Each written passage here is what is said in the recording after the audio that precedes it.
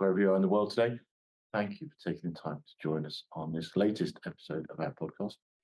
Today is a very auspicious day because today I'm going to hand over the reins to Manny Vasquez, who is actually going to take over ownership of this podcast and bring you yet more exciting, challenging, thought-provoking episodes. So with that, let me go straight to the main topic and introduce Manny. And perhaps rather than me try and do it in words much worse than your own, I'm going to ask you to introduce yourself to our audience. Thank you, Richard. Hello, I'm Manny Vasquez. I am a strategy director here at Veeva. I've been here for about 2.5 years now, but I'm a data manager by trade, and I've been in the industry for coming up on 20 years now. I started at a small oncology biotech a number of years ago. I was in the CRO world for about 10 years before I had the opportunity to come and join Veeva. And so I've been here, like I said, for about 2.5 years now. I'm really excited to have the opportunity to come in and take the reins of this podcast. I don't take the job lightly. I'm very excited about the opportunity to continue to bring thought-provoking, challenging conversations to the table and to the audience from all the stakeholders that we have out there, from sponsors, sites, patients, technology vendors, service providers, anyone that has a hand in the clinical research industry and bringing treatments to patients faster, to hear what their ideas are, what their thoughts are on all these topics that we talk about quite a bit, and maybe challenge some of those ideas and have folks on the podcast that will similarly challenge the status quo and ask why a lot, and see if we can have the audience walk away with something perhaps they didn't know when they started the episode 20 minutes ago. Cool. And I guess if I look back at how we've worked together for the last couple of years, you seem to have developed a very keen affinity and passion to all things sites. Mm-hmm. So I'm going to guess that might be one of your early forays into podcasting. Very, very much so, yes. I have had the opportunity in the last probably 12 to 18 months as I started to engage more and more with sites as the primary end users of EDC, which is one of the main applications that I work on here at Veeva. I had the opportunity to start engaging much more in what things are like on the ground within research sites. I've started to talk to them a lot. I've gone to their conferences. I've gone to their sites, and we're here at SCDM in Boston, and it's been a voice that we haven't heard in a long time, yet we have lots of discussions over the years about things like ESource and EMR and wearables and all these sorts of things that affect what they do. And they have never really been here to say, this is how we receive these types of things. This is how that impacts us. So I was really excited this year to be able to moderate the clinical research site panel. We had that here a couple of days ago. We had 3 sites on the panel, a small, slightly larger, and a big juggernaut. And I got a lot of great feedback. I had some feedback from an EU regulator that we challenged some of the thinking that she had going into the E6R3 revisions. So it was nice to see the impact, and it's a conversation that I think really needs to keep going, and I want to keep the momentum going. And to that end, I did have the opportunity to have a sit-down conversation with Brad Hightower Clinical. No shortage of opinions there. No shortage of opinions there, but I mean, thoughtful opinions and things that need to be challenged. And a lot of what I like about some of the ideas that Brad brings is a lot of it is common sense. A lot of it is, why don't we do X, Y, Z? The regulation says we can do this. Why are we not doing this?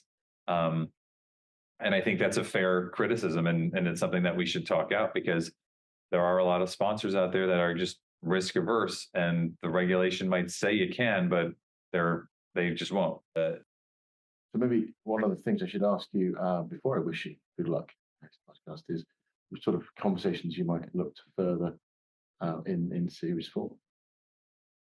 The site conversation, 100%. I think we always say there are three primary stakeholders in this. There's the sponsors, the sites, and the patients. We have plenty of conversations with sponsors. I think we still need to have more conversations with sponsors. I believe that the site conversation has to keep going. I think it's really important to start hearing from patients directly, but patient advocates or anyone that's participating in a trial that could share what the experience has been.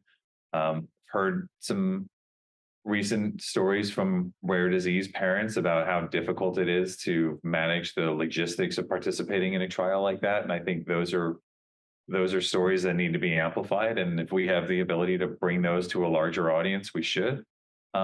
I would also say that I wouldn't want to carry these conversations on in individual lanes. I think it's important that they converge and the sponsors have an opportunity to speak directly with a patient or with a site, or have all three in the same forum, perhaps. So I think that's what I would like to do, is have individual conversations, challenge thoughts, challenge the way we do things, and have conversations about what's the best process we could do moving forward, but also bring some of those folks together and have discussions on when we've aligned or have an idea of what the process should be, how do we collaborate together to execute it in the best way. I think that's something, I said, talked to the regulators after your session, and Elizabeth was very excited, I think, not just about the content, but actually just the volume around conversation. There was a lot of people very actively participating. And I think, like you said, there was pennies dropping, light bulbs going off, whichever analogy you prefer. Yeah. And you could see some quite basic understandings were being reset. Yeah. And that, I think, is our position. Yeah. I always find it interesting to see the faces of folks that have been in the sponsor world or the CRO world that have always had a hand in developing tools that a site is ultimately going to have to use, but have never actually spoken to one or have any kind of idea of how that goes on the other side, or just what the regular day-to-day life is of the research site. And when they hear these things firsthand, the faces that they make of disbelief is pretty gratifying, when I'm the one who's finally brought that to them, to bring a bit of realization and maybe some empathy for what's going on the other side of the query thread, as I say. Good. So what could I do to help you as you take over this podcast, make it your own? Well, as a novice podcast host, I would certainly say, speaking to a veteran, what would your advice be?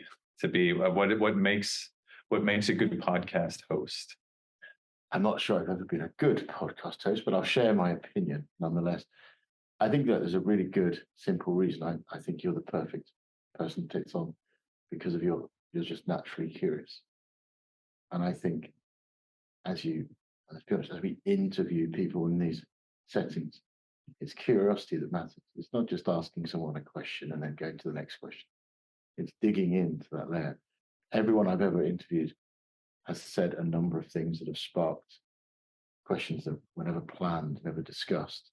They say things that cause you to want to dig deeper and pull on a certain thread. And I think that curious nature you have in huge reserves, and I think that'll be the biggest thing you can use and bring to any podcast.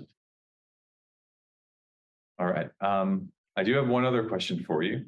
Okay. It's a question you've asked many times, and it's unclear if you've ever responded. We'll have to go back to the tape and find out. But at the end of all of your episodes, you always ask the guest that you have on the magic wand question, which is, if you had a magic wand and you could wave it and do away with something that you do today that you don't want to do. So you wave it and you can get rid of one thing. Tomorrow you never have to do it again.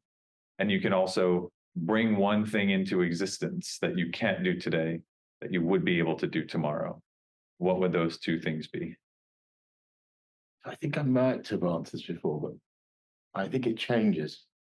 In fact, one thing does change, one thing doesn't. So the thing that changes potentially is the thing I would like to make appear. The thing I would like to bring to resolution is very much this concept of simplify and standardize, which I know doesn't sound like a thing, but it is. And it's not that there should be one system for all trials or anything like that. It's just about a common architecture, a common language, a common understanding. It's the fact that we talk about terms that patients don't understand. We talk as different vendors, different ways about sharing data. There should just be a simple way for us all to work together, talk together, to collaborate. So that I would love to make appear. The thing that never changes is the thing I'd like to disappear. And I would like to remove Excel clinical data. And maybe by Excel, I don't just mean Microsoft Excel as a product, but maybe it's paper. Maybe it's all the things you do to bridge a gap to solve a problem that no one else is solving.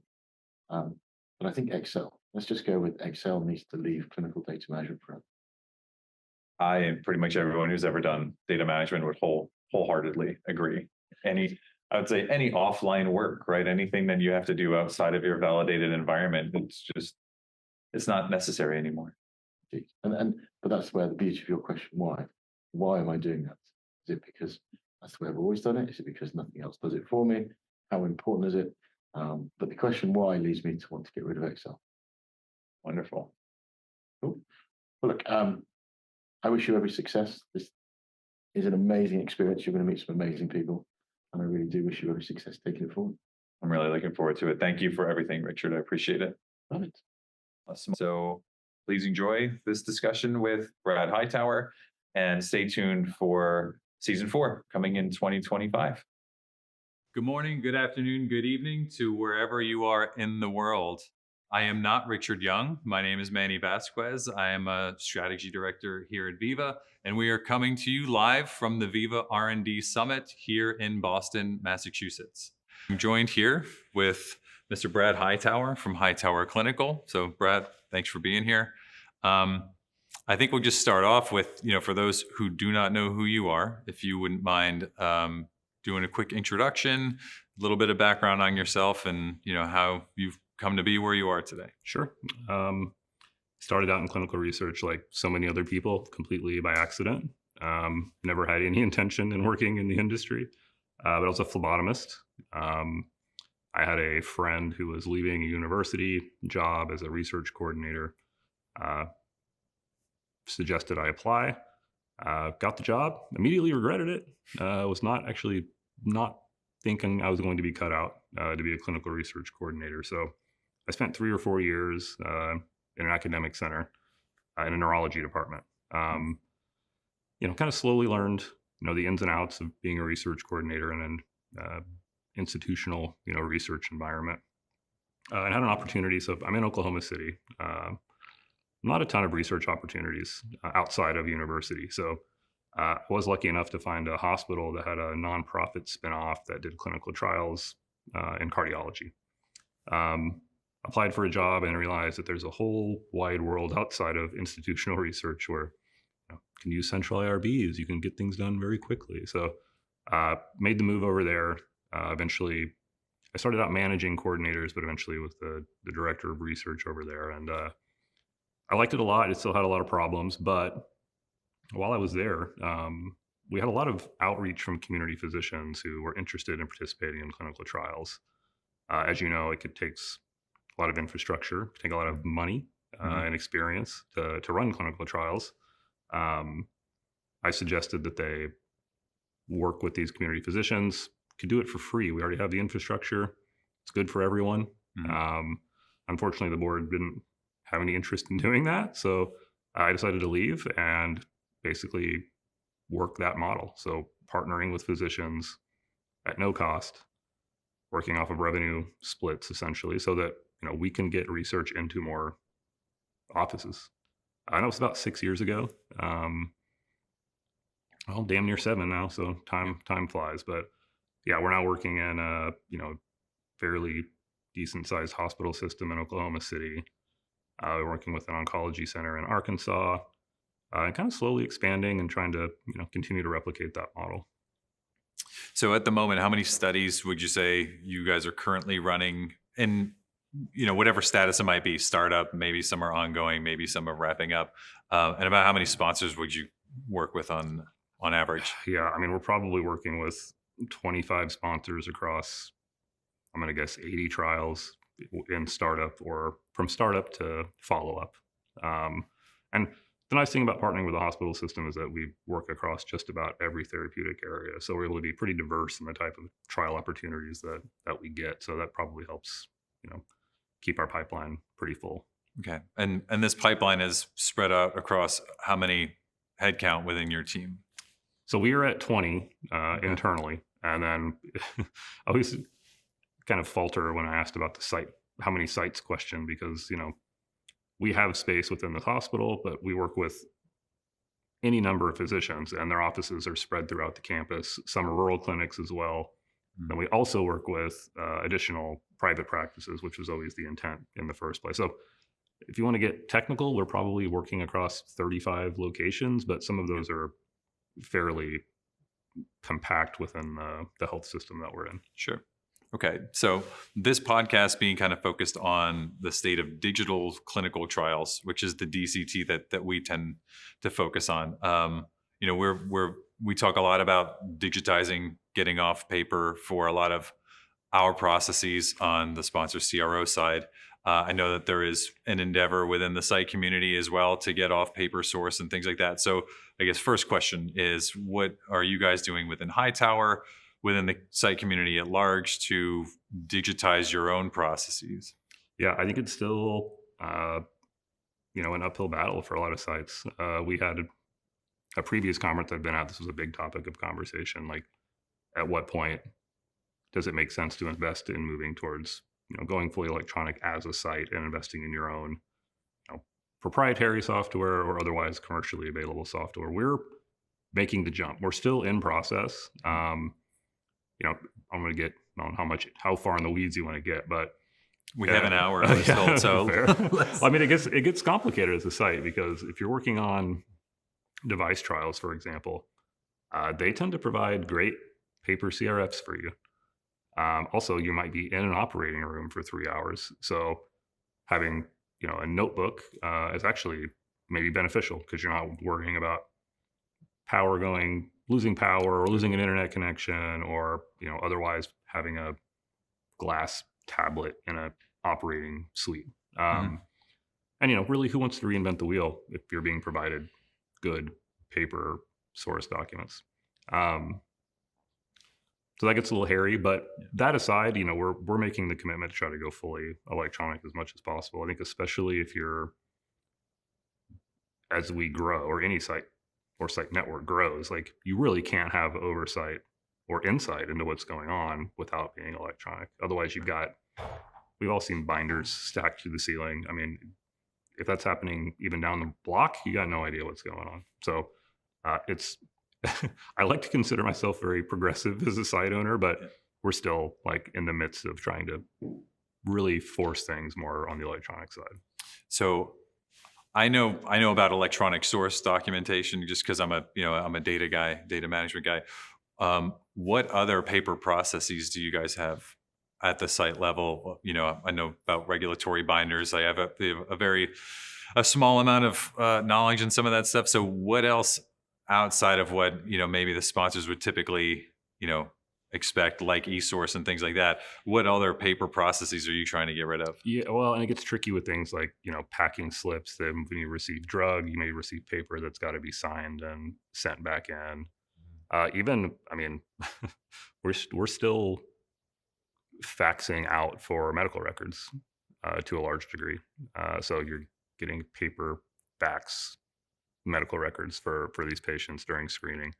I mean, yes, those can be easily uploaded and, PDF.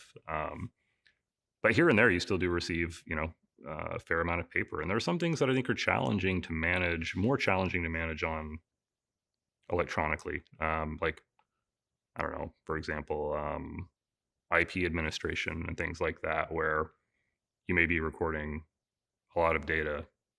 Not a lot of data, but you're touching it a lot. Sometimes it's easier to scribble that on paper and upload it. So you've still got things that are sort of in between. Even e-consent, as much as I hate to say it, there's a struggle between whether to make that a paper document or convert it electronically. I think that's still a decision we find ourselves making at times. when you starting on a study, you are going to go design or build out what your ESource document's going to look like. What's your input for that?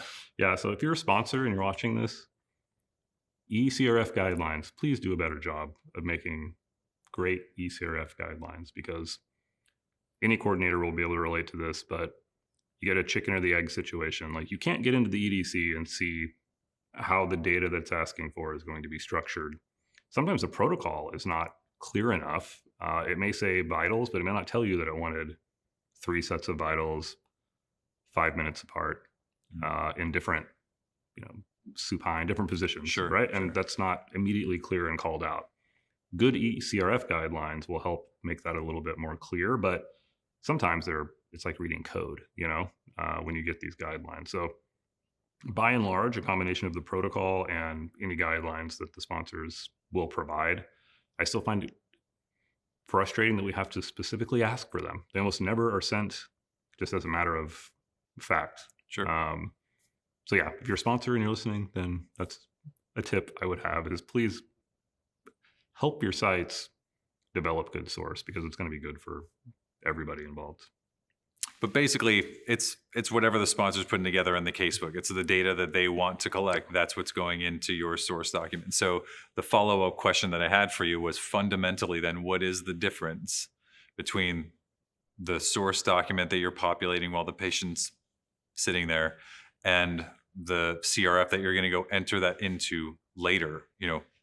What is the difference? I don't know. And this is a debate again I've had, or something I'll post about every 3 months when it starts to drive me crazy. There's clear FDA guidance that allows and even seems to encourage direct data entry into EDC. I don't know why we're not taking more advantage of that as an industry, because we are essentially always doing double the amount of work that we need to. Well, maybe not double, but again, you're adding extra layers unnecessarily. There seems to be an argument that sites need to own the source, so they really need their own system. I feel like that could be accomplished through various ways, even through direct data entry. We've talked about some of this stuff offline, but yeah, I'm still perplexed, honestly, as to why we're doing it this way.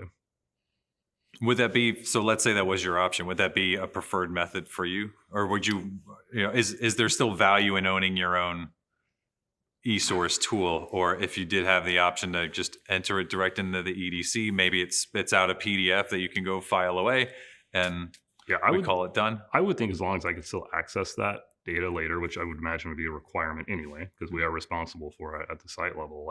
I don't immediately see any downside to that. So I'd prefer direct data entry. I mean, I have no interest in doing extra work. So with ESource in mind, and this will be a quick yes/no question. Well, actually, no, I guess we can maybe go into a little bit about what you use it for, because do you have an EMR? We do not. We utilize the EMRs of the practices we partner with to help identify patients, but we do not own or utilize EMR directly for any research related activity. Okay. So none of the data you're recording, as we said, that you're not collecting anything more or less. It's, in your ESource, nothing goes back to EMR. So when the question of EMR integration comes up, particularly as your site would be concerned, it's a non-starter. It is. And I know that it has been, I guess, throughout the years. I mean, I don't think it's a new concept, but it seems to cycle about every now and then. And I'm always, again, a little bit like, why? And I guess I understand if you're a large cancer center, it may make sense, or, otherwise institutional site. Even then, when I was at a university, we didn't use the EMR to record data, to record research visits. So yeah, to me, it seems like it has limited use. But again, we don't do the bulk. We do oncology, but it's not the bulk of our, portfolio. So it's a little bit, doesn't get me excited.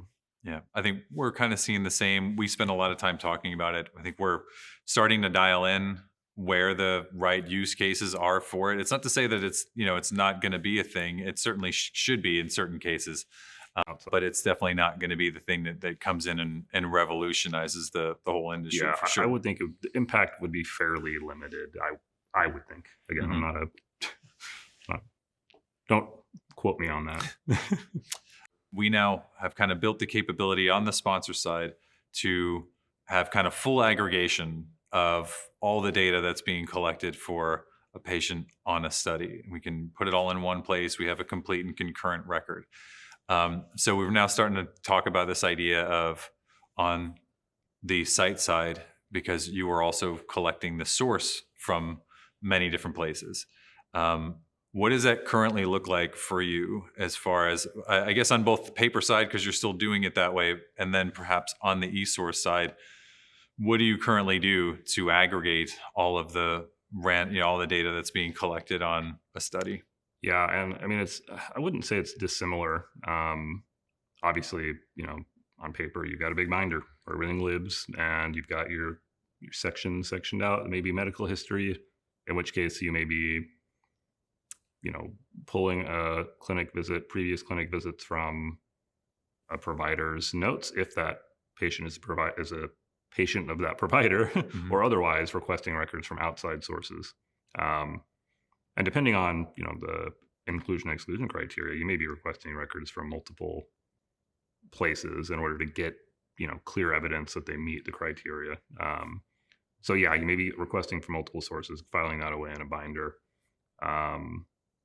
You're obviously, even with paper, even now we still see some paper assessments and surveys that patients are filling out. So handing them, here, fill out this quality of life questionnaire, and then filing it in a binder. Then you've got your sort of normal, source, which are the vital signs that you're taking. With paper, it's all pretty much, I don't want to say it's easy, but it's all the same thing. All getting it filed away within these patient binders. ESource, you're essentially requesting a lot of it the same way, but uploading it into their, quote unquote chart, or associating it with a visit in ESource so that it lives there. So in screening, you'll have all these medical notes so they can be easily reviewed and prove that the patient qualifies. You get into like the ECOA, ePro stuff, and that gets a little bit weird because those still live in those systems. We don't pull out ePro data and put it in a patient binder. Yeah, that was probably where I was going to start going, was for some of those things, the ECOA is if you're, sending samples out to a central lab that's then going to run, and do all the lab analysis. What do you get back? Is it, an Excel file? Is it a CD-ROM or a thumb drive with your patient's data on it? I will say now it's gotten to be pretty consistent in that you'll get an email with an attachment, or you'll get a notification that it's in a portal somewhere for you to go log in and download the labs. Now, again, you either print it for a PI to review and sign, or you can upload it into ESource, create a signature block for them so they can electronically sign off on it. Okay. Still some extra steps there. What I find really interesting, and something, again, I've thought a lot about, is I'm going to go out on a limb and guess that these ePro assessments are probably not as reviewed as they should be, simply because they live in a different system that PIs may not always be digging into all the time. It's not part of the normal patient chart, which is sort of interesting to me. And especially, you want to talk about some of the maybe risks of decentralizing. Now you're creating so many more data points. Yeah. If someone has a wearable, right, and it's taking their blood pressure every 3 hours, well, now you've got to review that. And what if it's out of range? Well, now you got to act on that. So you're really starting to overwhelm sites and PIs with so much data to monitor all the time, and in disparate systems as well. Yep. So you can see how that can become increasingly overwhelming as we digitize and sort of continue to, again, just add more data points. Yeah, so within the EDC system, right, we often have the ability for PIs to sign off on EDC data. The requirement, I should say, that the PIs are signing off on the EDC data, but that's such a smaller and smaller subset of the data at large that, they obviously need to sign off on everything else. And I think this is where part of that kind of site-side complete and concurrent data question comes up, or comes in, how easy is it, or how difficult is it for you to aggregate that for the PI to review and sign off on? Yeah, I think it's difficult. I mean, again, and especially, I'm not going to print every diary entry, e-diary entry, and put it in front of a PI. Like, that's insane, because some of those files are going to be huge. So having them log into a whole new system and review that stuff on a regular basis, again, you're just adding and adding. I've not seen a lot of good cases of it being, condensed or aggregated in a useful way for PIs. Okay. You mentioned the word decentralized, so I have to I have to pull on it. So decentralized clinical trials, the DCT, the industry DCT. So guidance came out about it not too long ago. A lot of sponsors were pretty happy that FDA finally chimed in on their thoughts on how DCTs could be run. I know that some of you folks on the site side weren't as overly thrilled about some of it, so I wanted to kind of dig in into your thoughts on the guidance, but also just in general, what are some things that either you or the site community are doing on your side to help try and move the idea, decentralized, whatever you want to call it, of just options, giving patients options to do things, whether it's on site, whether it's at home or wherever. Yeah, I don't know if the guidance has been finalized. No, we should clarify. It is in draft, yeah. It's been open for a while, it seems like. I thought it was supposed to have been approved by now. Nonetheless, I'm actually, as much as I'm skeptical about a lot of things, I do find the guidance promising in many ways. I do think, look, the reason we run sites is because we want to help more patients and we want to get more doctors involved. So anything that gets us there is great. We want that. The guidance, I think, falls a little bit short in so much as it really takes it out of the site's hands as to the degree that we can institute any decentralized tools. And it's somewhat understandable. You can't have 100 sites doing 1,000 different things because, data quality is important. We're doing science here, right? Yep. Like, it should be as replicable and controlled as possible. So I love the concept, especially of the HCP involvement. So essentially being able to use healthcare providers who are not necessarily part of the study staff to maybe host visits or do certain things related to the study. Love the concept. I don't know that the industry understands that that's something else sites are going to have to manage. And it's essentially, yes, even though they're not technically maybe study staff, you pretty much have to treat them and run them just as if they were another site. It's just as much work, I feel. And I doubt we'll see that reflected in study budgets again, color me skeptical. So I think conceptually it's a good idea, but I'm skeptical in how that's going to be rolled out and executed. And then, I'm also skeptical that sponsors are going to actually take a chance and do this stuff. So look, there's no shortage of like telehealth platforms. They exist everywhere. Not hard. We've been using them for a long time. So if you want to do remote visits, you could do it.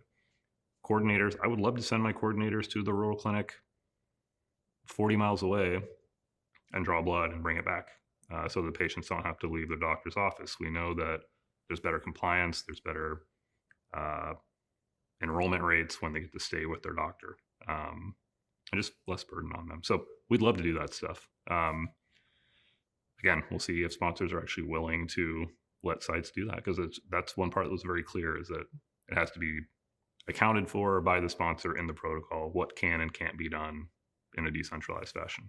Yeah, I think historically, maybe over the last couple of years, for sponsors that have been looking to do decentralized aspects of a trial, it's very much been the sponsor trying to, put the whole end-to-end bit together and tie in all the options and have a vendor for everything, that if, in order to have the option, you have to use this vendor. Right. Which, some sites do these things already. Like, as you said, you guys have a telehealth capability. You might have a home health option. Like the coordinator might be happy to go out and do these things.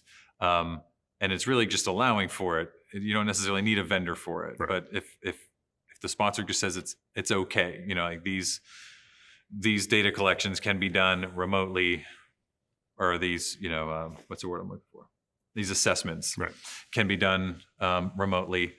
And then, you come back, you report it the same way. That's some of the sites that I've spoken to over the last year or so had said, well, we have the capability to collect the data these ways. As long as the sponsor says it's okay, we'll go do that. We have process in place for it. We have SOPs that govern it.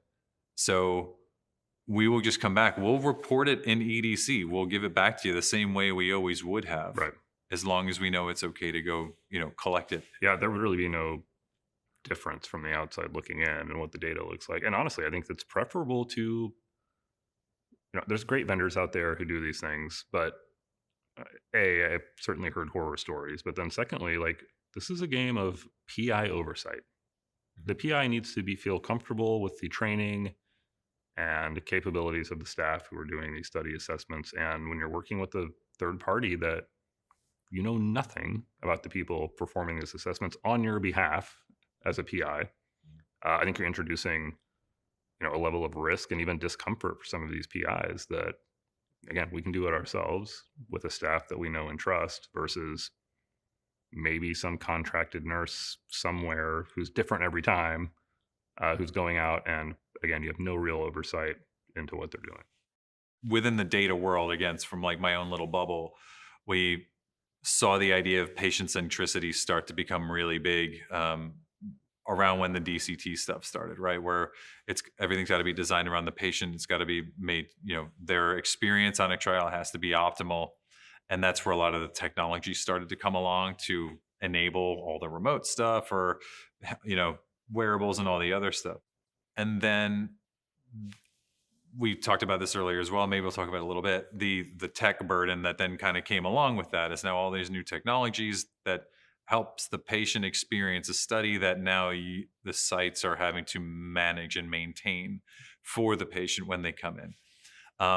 So as this technology burden has now been, realized, then the idea of site centricity now comes in, because I think sponsors are now starting to realize like there is no patient centricity without site centricity, and vice versa, right? Like it's a pair. You don't get one without the other.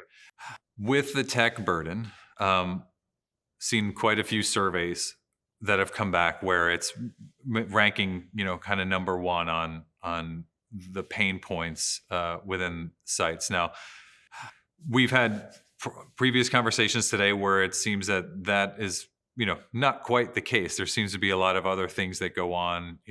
There's a lot of talk about budgeting and payments and all that stuff, which is a whole separate podcast. Sure. But where does the tech burden stack in, at least for your experience at Hightower, on your list of burdens? Yeah, I mean, I probably rate it considerably lower than most sites do. It's not pretty. I do sort of accept that it's the price of progress, I think, in some ways. Like, we have to try this stuff out. We have to see how it works. And I think it will sort of keep refining over time. I mean, that's my hope anyway, because it is a lot. I agree. Now, but I think sites have to be savvy and adapt to this. So, you've got to hire people who have some level of tech savviness. I mean, I don't want to say it's unfortunate, but it's just, in a way, I think sites have to change the way they look at things. Yes, I don't love having 12 logins to run a study, but I know how to make bookmarks. I know how to save passwords. It's okay. It's just sort of the reality, unfortunately. So, and again, most systems are, if they're not great, they're at least intuitive enough that you can get the job done. A lot of it has more to do with like setting up the access in the first place, or getting that first patient through. And then once you do that, you kind of get it and you can go from there. So yes, it's a problem. I don't think it's even a top 3 problem, probably, in my mind. You talk about budgeting, you talk about inclusion, exclusion criteria. I think these are like bigger problems, maybe even patient stipends. Like, I think those things are all kind of rank above the technology burden. the user experience, if you want to talk about the builds of databases that, coordinators ultimately have to use, the first time I ever went to ACRP, and we did like a little show and tell event with some of the coordinators that were there. We had a breakfast session, and we brought some product stuff along. We showed some prototypes of things, just to kind of, start to engage a little bit more in the site community from, an EDC perspective. And I said, going to be at the booth, would love to talk to anybody. So a whole bunch of people came and talked to, oh, it's really awesome that an EDC person is here because we have so many problems with it. It's like, okay, well, what can you stop this query from firing? No, I can't do that. Like, can you stop, this from happening? And all the feedback that I was getting, and a lot of the questions I was getting had nothing to do with the tool itself. It was just bad implementation. Right. It was a bad study design. And it was just, poor query programming and things like that. How much of that do you find is burdensome to the coordinators? Yeah, and that's where I think over time I've learned that it's more of that, and implementation, maybe that's a better word than what I was using. Because none of them are inherently bad. It just seems to be more of the implementation of things that you talk about, just like that. And I do think that's not clear to you as a coordinator. Mm-hmm. All you see is this product. So you associate a bad experience with this product, not knowing that the next time you use it, it might be completely different. So I think, it's great to like educate coordinators too, that, that's not it may have something more to do with the study design or the implementation versus the product itself, because it's real easy to get a bad taste in your mouth for this, that, or the other product when it wasn't its fault. It was whoever was actually doing the stuff in there. So at the site level, what's your feedback loop for things like that, if there is one at all? I mean, I feel like there's not a good one. And that's, again, sort of my refrain lately is like, let's open up more clear, direct dialogue between sponsor and site. Because if I tell my CRA, I mean, they don't care. I mean, they care if, to the degree that they're human beings working with you as a site and we're all there to help each other. But ultimately, they can't do much about it. And that's really I don't know, I would say 95+% of your contact is with your CRA. Mm-hmm. And again, they have no say in it. And, it goes back to, I had posted something hilarious that I saw in an EDC one time, and I blacked everything out and made sure there was nothing anyone could tell. Well, that sponsor called me, and within an hour, why didn't you come to us? I'm like, who do I come to? I don't know who to talk to or tell this to. I don't know any data people. Like, they don't engage directly with sites, really. So yeah, you don't know how to address that. So you just shut up and answer your queries and curse a little bit and move on down the road. Yeah. If I go back to the visit that we were able to do with your site and another site in Springfield, Missouri, one of the things that I found probably most interesting, and one of the reasons I was curious what the tech burden, but also just the burden of bad design, how much that weighs on them, is because they don't spend an awful lot of time at their computer. As it turns out, you guys see patients quite a bit, and there's a lot of other stuff that's going on. So that's pretty interesting. And so with all the challenges that you guys have, you and some other folks decided that you would take it upon yourselves to spool up a new conference last year. Can you talk to me a little bit about that? Yeah, we did. It started out sort of as a joke, to have as all great things do. Right. So yeah, the Save Our Sites conference. And, it really started out, there's 9 of us, all site owners, actually one CRO or CRA, but everyone else owns and runs sites. And really it came about from, these kinds of conversations we had amongst each other and feeling like, there's a lot of research conferences, but a lot of them aren't so practical. And so, really that was our intent, is to try to do something extremely practical for sites. And now, in year 2, trying to expand that, get sponsors involved. It can't be we have to stop being so siloed from each other. That's a big part of the problem, I think, in the industry, is that nobody knows anyone else's experience. So, because, I've been very enlightened with some conversations with people, and I'm like, oh, well, now I understand why. Now, it's not a good reason necessarily, but at least I understand why things are the way that they are. So now growing and trying to bring everybody together and just have these real conversations so that we can get a little bit further down the road. So just so everyone is aware, when is it for next year? It's March 13th and 15th in Oklahoma City, and saveoursites.com. Very cool. Thank you for letting me plug. Yeah, absolutely. Oh, for sure. Amongst other things that are going on our side within data management, we have like this kind of role transformations going on as technology evolves, as our processes evolve. We have this kind of idea of data management shifting into more of a clinical data science function, where there's just much more data and a lot more stuff to look over. It's not as traditional data management as it used to be.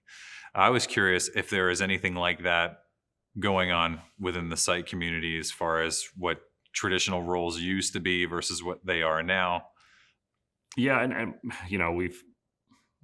we're seeing it a little bit going back to the whole tech burden thing, is having even roles at sites that are dedicated to dealing with the technology aspect that's has grown considerably over the years.